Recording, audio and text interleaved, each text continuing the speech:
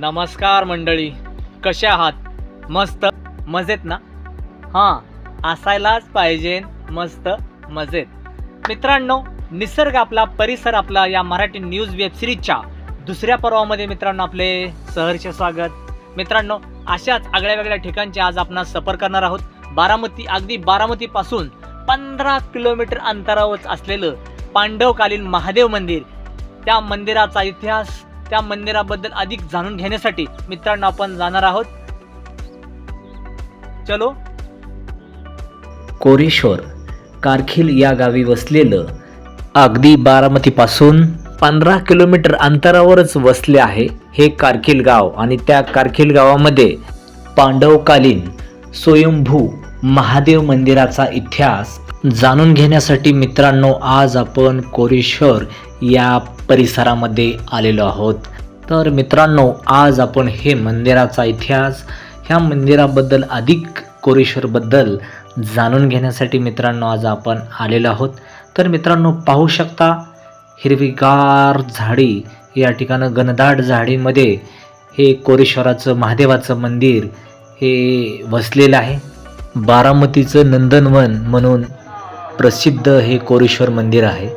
आणि मित्रांनो, सहली या ठिकाणी, शैक्षणिक सहली असतील किंवा आपण काय म्हणूया सुट्टी दिवशी, या ठिकाणी प्रचंड गर्दी असते.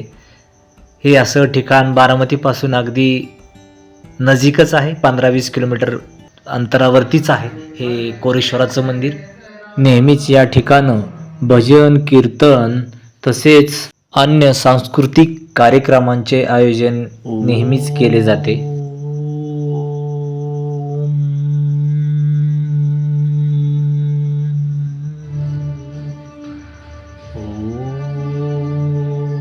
तर मित्रांनो, आपण आता कोरेश्वर मंदिरामध्ये आत आलेलो आहोत.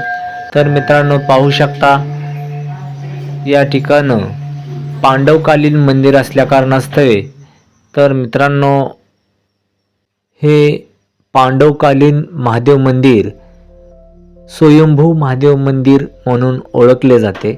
तर मित्रांनो, या ठिकाणं पांडवकालीन शिल्पकला, देवदेवतांची चित्रे, मूर्त्या या शिलालेखावरती आपणास या ठिकाणी आल्यानंतर पाहावयास मिळतात. हे निसर्गरम्य वातावरण कोरेश्वरचं पाहून आजूबाजूच्या तालुक्यातील शैक्षणिक सहली या ठिकाणी नेहमीच येत असतात. तर मित्रांनो, खरोखरच या ठिकाणं आजूबाजूच्या तालुक्यातील, जिल्ह्यातील लोक आवर्जून या ठिकाणाला भेट देतात.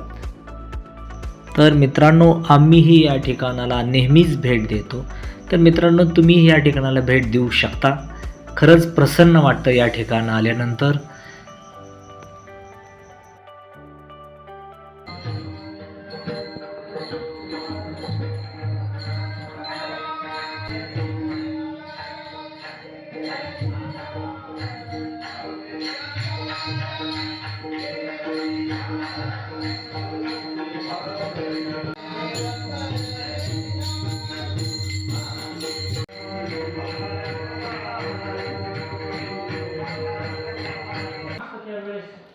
ठिकाण निवडलं माळरान, दुपारी 2ची वेळ ठरवली आणि जेवायला प्यायला पाणी नाही आणि पदार्थ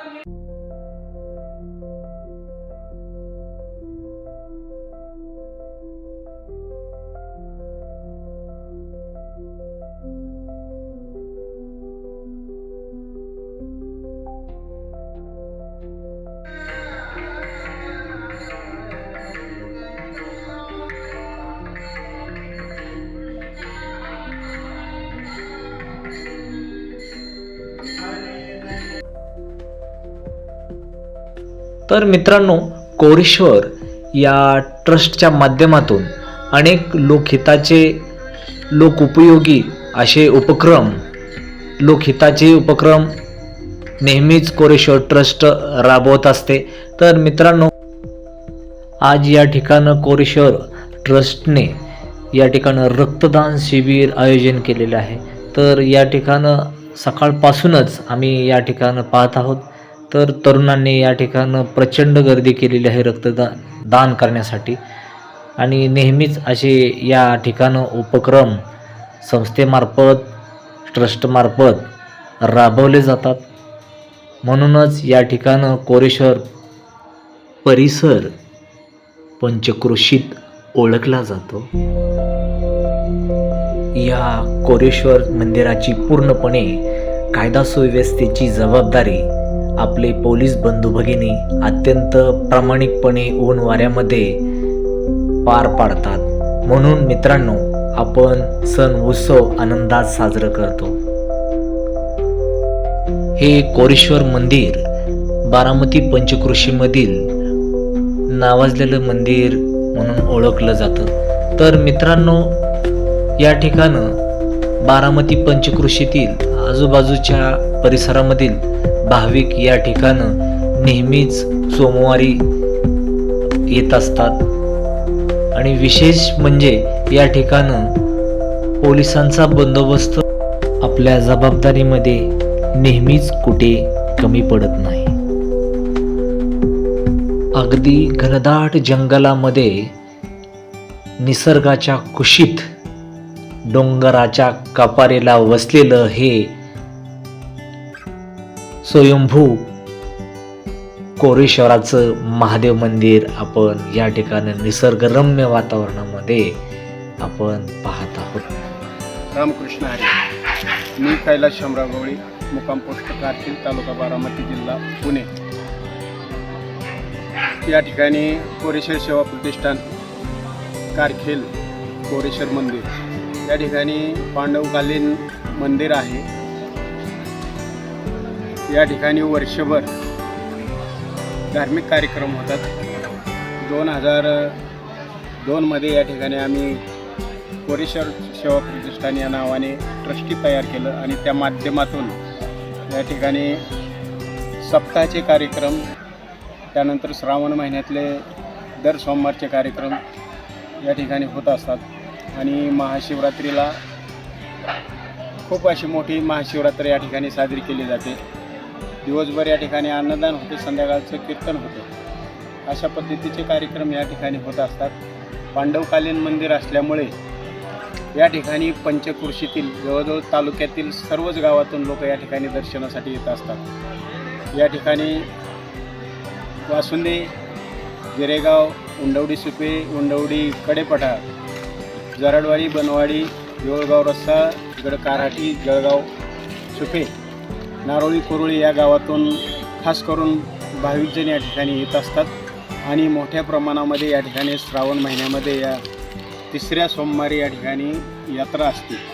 आणि चैत्र मास महिन्यामध्ये या ठिकाणी रामनवमीच्या उत्सवामध्ये अखंड हरिनाम सप्ताह या ठिकाणी साजरा केला जातो. त्यामध्ये संध्याकाळी 7 ते 9 या वेळेमध्ये या ठिकाणी कीर्तन होतात. त्यानंतर सर्व येणाऱ्या भाविकांना 9च्या पुढं भोजनाची व्यवस्था केलेली असते. या ठिकाणी सप्ताह बसून जवळजवळ 35 वर्षे झाली.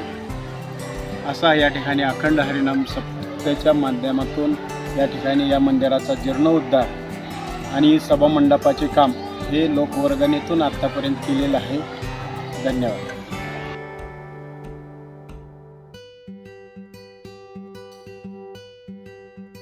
रामकृष्ण हरी. नमस्कार. माझं नाव पांडुरंग भगवान चव्हाण उर्फ बाप्पू चव्हाण या नावाने मला सगळ्या गावामध्ये ओळखतात. आपल्या कारखील ग्रामपंचायत कारखीलमधील असणाऱ्या ह्या पंचक्रोशीतील देवस्थान हे कोरेश्वर, या कोरेश्वर देवस्थान हे पहिले सांगितल्याप्रमाणे आमचे मित्र कैलास गवळी यांनी सांगितल्याप्रमाणे हे पांडवकालीन मंदिर मानलं जातं. ह्या पूर्वीच्या काळामध्ये साधारण 60-70 वर्षापूर्वीपर्यंत श्री सारंगदास महाराज यांनी ह्या मंदिरामध्ये पुजाऱ्याचं काम म्हणून बरेच दिवस त्यांनी काम पाहिलं. त्यांच्या पश्चात बरेचसे महाराज आले. त्यापैकी तानाजी रावण चव्हाण यांनीसुद्धा एक 15-16 वर्षे त्यांनी या ठिकाणी काहीतरी सेवा केली. त्याच्यानंतर ते गेल्यानंतर इथं वाबळे महाराज म्हणून आले, त्यांनी या ठिकाणी काही वर्ष सेवा केली. आणि आता एक 15 वर्ष झाले लक्ष्मण महाराज यादव म्हणून हे या ठिकाणी येऊन पूजेचा कार्यक्रम करतात. संध्याकाळची आरती, सकाळची आरती, दिवाबत्तीची सोय हे मंदिर संपूर्ण मंदिर हे फॉरेस्टच्या अंदरमध्ये असल्यामुळं ह्या ठिकाणी संपूर्ण झाडी हा भरपूर आहे आणि ह्या परिसरामध्ये 1 किलोमीटरपर्यंत कुठलंही एक घरसुद्धा नाही. त्यामुळं काय एखादी गोष्ट लागायची म्हटलं तर साधारण 1 किलोमीटरच्या बाहेरच जावं लागतं. अशाही दुर्मिळ परिस्थितीमध्ये डोंगर उताराच्या पायथ्याला उभं असलेलं हे मंदिर, या मंदिरावरती संपूर्ण बारामती तालुक्यातूनच नव्हे तर पुणे जिल्ह्यातून आणि महाराष्ट्रातून लांब लांबचे या ठिकाणी भाविक या ठिकाणी येतात. श्रावण महिना, चैत्र महिना, त्याचप्रमाणे महाशिवरात्र या ठिकाणी आम्ही ट्रस्टच्या माध्यमातून जे विविध कार्यक्रम उभा करतो त्यामध्ये रक्तदान शिबिर असेल, यावर्षी बैलगाड्याचा बी कार्यक्रम त्यांनी शर्यतीचा या ठिकाणी लोकार्ह असतो आणि बैलगाड मालकांच्या आणि शौकीनांच्या वतीनं त्यांनी या ठिकाणी आयोजित केला आहे. कोरेश्वर ट्रस्टच्या माध्यमातून आता चालू वर्षी आमचे नूतन अध्यक्ष तुकाराम हिरालाल भोसले हे आता ह्या ठिकाणी हे काम पाहतात. त्यांच्या आधिपत्याखाली आमचे सर्व सुनील सहकारी असतील, सर्व ट्रस्टचे सर्व पदाधिकारी तसेच सर्व तरुण मंडळातील काही कार्यकर्ते या ठिकाणी त्यांना या ठिकाणी मोठं सहकार्य करतात आणि या ठिकाणी जे काम चाललं आहे ते आता आमचे दादा चव्हाण माजी सरपंच यांनी ज्या सांगितल्याप्रमाणे 25 पदरातला जे काय रक्कम दादांनी देऊ केली त्या जे काम आमचे माननीय कॉन्ट्रॅक्टदार अशोकदादा भोसले यांनी ह्या मंदिराचं काम हातात घेतलेले आहे. त्याच्याप्रमाणे त्यांनी आतापर्यंत प्लास्टर वगैरे पॅरेपिट वगैरे अशा पद्धतीचं काम झालेलं आहे, बरोबर झालं. आणि आता उर्वरित काम अजून पुढं श्रावण महिना झाल्यानंतर या ठिकाणी फरशीचं वगैरे काम या ठिकाणी होणार. हे काम करत असताना आम्ही आमच्या ग्रामदैवत भैरवनाथ आणि आराध्य दैवत कोरेश्वर देवस्थानच्या वतीने, कारखेल ग्रामपंचायतीच्या वतीने आणि सर्व तमाम नागरिकांच्या वतीने सर्व भाविकांना एवढंच आवाहन करतो की श्रावण महिन्यात होणारा कार्यक्रम किंवा इतर वेळेस जे कार्यक्रम होतात या कार्यक्रमाला सर्वांनी भरभरचून या ठिकाणी येऊन सहकार्य करावे आणि ह्या कार्यक्रमाचा सर्वांनी आनंद घ्यावा. धन्यवाद.